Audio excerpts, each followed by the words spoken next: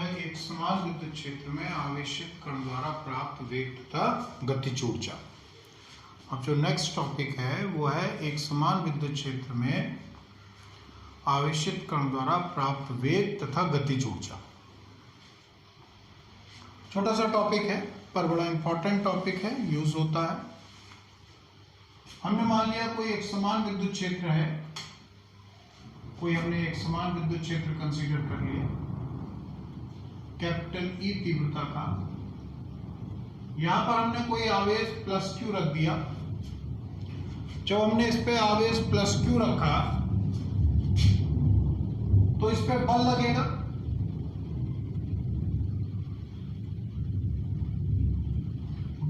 तो ये गति करेगा।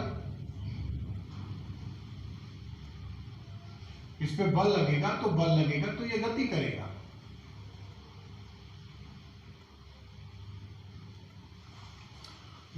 तो हमने मान लिया किसी क्षण स्मॉल टी समय पर ये बिंदु बी पर पहुंच गया जहां पर इसके द्वारा प्राप्त वेग है v। जब कोई आवेशित कण विद्युत क्षेत्र में रखा गया तो उस पर विद्युत बल लगेगा। ऐसा हम विद्युत क्षेत्र वाले चैप्टर में पढ़ चुके हैं। जब उस पर विद्युत बल लगेगा तो वो गति करेगा। हमने मान लिया कि वो स्मॉल टी समय के बाद बिंदु बी पर पहुंच गया जहां उसका वेग v है। इन दोनों बिंदुओं के बीच विभवांतर कैपिटल V मान लेते हैं। ए व बी के मध्य जो विभवांतर है वो कैपिटल V कंसीडर करते हैं।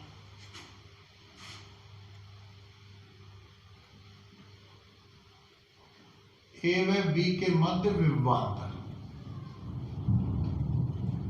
बराबर capital V। Capital V consider कर ले रहा है, समझ रहे हो? तो अब हम इसमें क्या करेंगे, तो हमें इसका वेग निकालना है। बिल्कुल एक मैकेनिक्स की प्रॉब्लम की तरह लेके चले। t समय के पश्चात इसका वेग निकालना है। तो अगर हम इसका वेग निकालना चाहते हैं तो हमारे पास सूत्र क्या है, t समय के पश्चात वेग निकालना चाहते हैं तो v = u + at। तो पहले हमें क्या निकालना पड़ेगा, a निकालना पड़ेगा। रिवर्स क्वेश्चन को सोचते हैं। क्वेश्चन को भाई अभी एक प्रॉब्लम की तरह है, कोई नया कॉन्सेप्ट नहीं है। एक हमारे पास एक प्रॉब्लम आ गई, एक न्यूमेरिकल प्रॉब्लम आ गई। इस तरीके से मान कि एक आवेशित कण को विद्युत क्षेत्र में रखा और कह रहे हैं कि t समय बाद उसने कितना वेग प्राप्त कर लिया x दूरी तय करने के बाद। गति आगे भी कर रहा होगा पर इस क्षण निकालना है। तो मेथड क्या यूज करेंगे, रिवर्स सोचेंगे कि भाई हमेशा उल्टा सोचे क्वेश्चन को। क्या निकालना है, t समय बाद वेग निकालना है, तो v = u + at को यूज करें। या और कोई सूत्र है, एक और सूत्र है, v² = u² + 2as।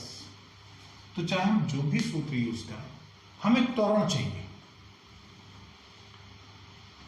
एक्सेलरेशन चाहिए हमें। तो अगर हम त्वरण का एकमात्र फॉर्मूला, बेसिक फॉर्मूला यही है कि भाई वेग परिवर्तन बटे समय अंतराल, उसका यहां पे कोई मतलब नहीं है।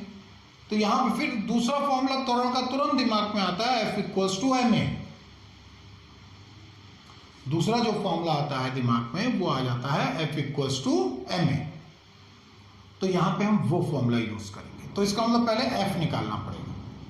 तो कैलकुलेशन हमारी यहां से शुरू होगी। पहले हम विद्युत बल निकालेंगे, फिर हम त्वरण निकालेंगे और फिर हम वेग निकालेंगे। तो पहले विद्युत बल, कण पर विद्युत बल,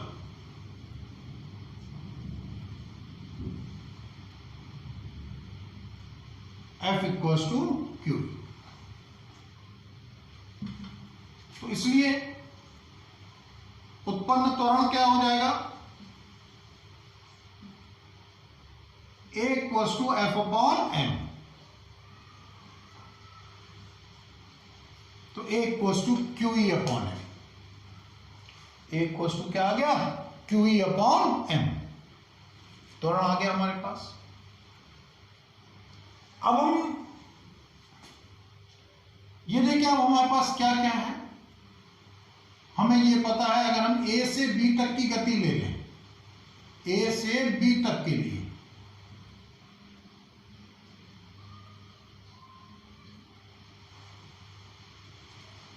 प्रारंभिक वेग 0, चली गई दूरी x,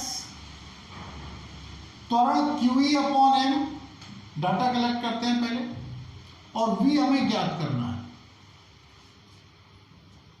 तो कौन सा फॉर्मूला यूज करें? v square equals to u square plus 2as।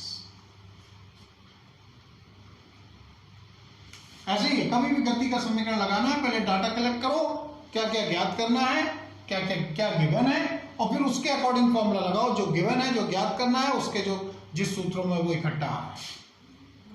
तो u square 0, 2a QE upon m और इंटू sx। तो v स्क्वायर इक्वल्स टू हो गया 2qEx upon m। v square equals to 2qEx upon m। अब हम देखिए, अगर a व b के मध्य विभवांतर v है, इस इक्वेशन नंबर 1 हम कंसीडर कर ले रहे हैं। यदि a व b के मध्य विभवांतर v है, a व b के मध्य विभवांतर v हो, तो अगर a और b के मध्य विभवांतर v है, तो विद्युत क्षेत्र की तीव्रता और विभवांतर में रिलेशन होता है E equals to V upon D, और d यहां पर क्या ले रहा है? x। तो Ex इक्वल्स टू क्या हो गया? V। अर्थात इस Ex की जगह हम V रख दें समीकरण 1 से। V स्क्वायर बराबर 2qV अपॉन m। तो v इज इक्वल टू हो गया √2qV अपॉन m। ये हो गया किसी एक समान विद्युत क्षेत्र में आवेशित कण द्वारा प्राप्त वेग। इन जनरल क्या होता है कि ये भी है फॉर्मूला, ऐसी बात नहीं है, ये इसको भी अंडर रूट के अंदर ले लें, ये भी फॉर्मूला बन जाएगा। ये विद्युत क्षेत्र की तीव्रता के पदों में बना, पर ज्यादा जो यूज होता है वो विभवांतर वाला यूज होता है। इसको हम ऐसे याद रखते हैं कि अगर कैपिटल V विभवांतर द्वारा किसी आवेशित कण को त्वरित कराया गया, तो उसके द्वारा प्राप्त वेग कितना होगा? V equals to √2qV upon m। इस तरीके से फॉर्मूला याद रखें। फिर आती है बात गतिज ऊर्जा की। गतिज ऊर्जा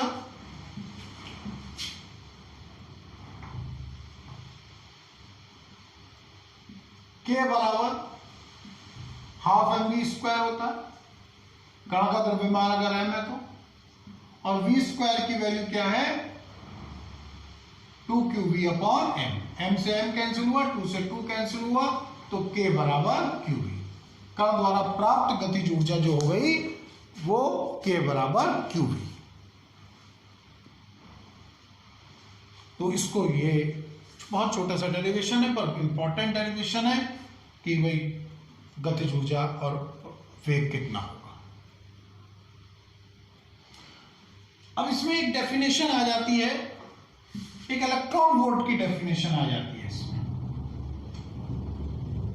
इलेक्ट्रॉन वोल्ट की।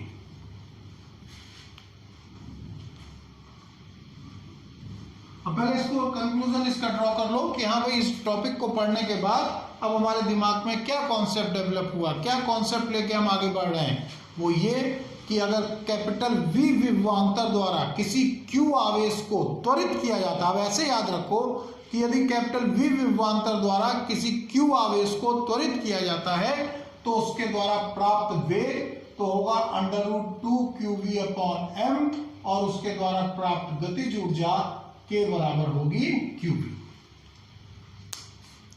समझ रहे हो? तो इस तरीके से बात आ रही है। तो यहां तक ये टॉपिक है। अब इसमें एक डेफिनेशन आती है इलेक्ट्रॉन वोल्ट की।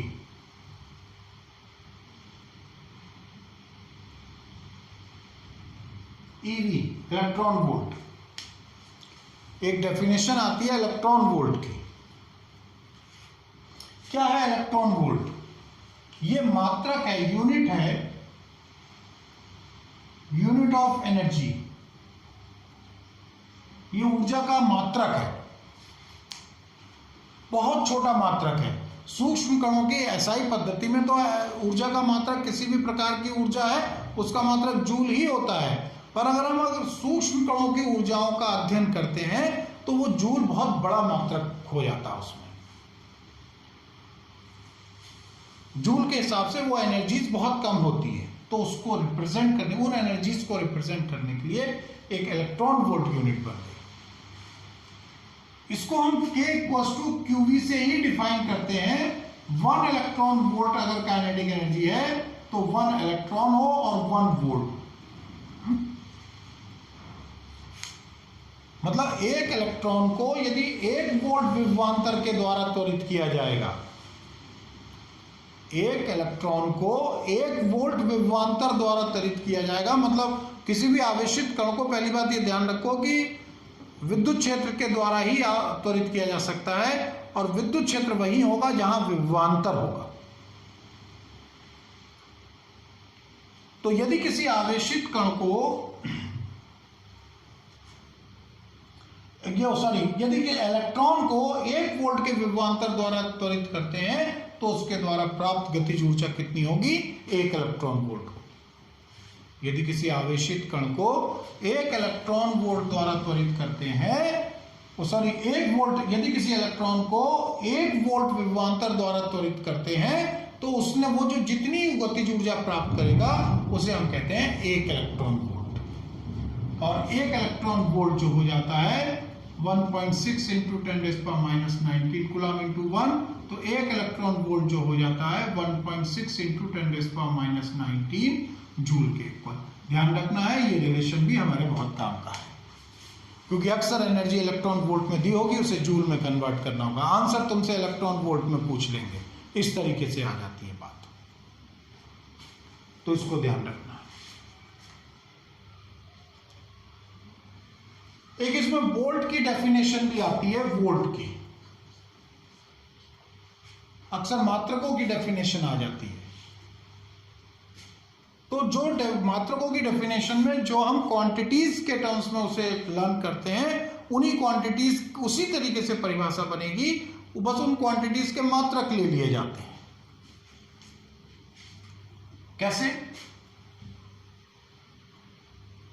V = W/Q होता है, तो अगर 1 वोल्ट कह रहे हैं तो 1 जूल होना चाहिए और 1 कूलाम होना चाहिए। कहते हैं यदि 1 कूलाम के आवेश को अनंत से विद्युत क्षेत्र के भीतर लाने में किया गया कार्य 1 जूल हो, कोई भी किसी भी मात्रक की, किसी भी भौतिक राशि की अगर मात्रक की परिभाषा पूछी जाएगी तो वो भौतिक राशि की परिभाषा से ही बन जाएगा, बेसिक फॉर्मूले से। जहां पर भौतिक राशि जैसे कार्य कह रहे हैं तो कार्य की जगह 1 जूल, आवेश कह रहे हैं तो 1 कूलाम। तो यहां पर यह हो जाएगा कि यदि 1 कूलाम आवेश को अनंत से विद्युत क्षेत्र के भीतर किसी बिंदु तक लाने में किया गया कार्य 1 जूल हो, तो उस बिंदु का विद्युत विभव 1 वोल्ट कहलाता है। तो इस तरीके से ये वोल्ट की परिभाषा भी है। तो यहां पर यह टॉपिक कंप्लीट होता है। एक समान विद्युत क्षेत्र में आवेशित कण द्वारा प्राप्त वेग तथा गतिज ऊर्जा।